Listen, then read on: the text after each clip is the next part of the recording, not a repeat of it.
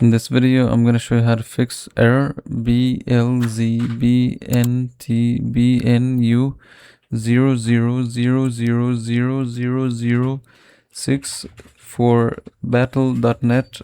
Okay, so first thing you want to do is go here, and you want to actually go here to this PC, and here go to C drive, then go to program data, find battle.net here. So this is battle.net. So right click and then delete this folder. So now you want to go to control panel.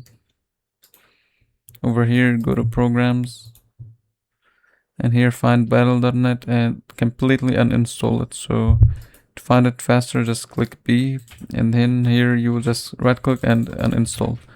Now once you uninstall it, now you can just reinstall it again, and reinstalling the software will refresh everything in all the folders. Now see if this fixes your issue.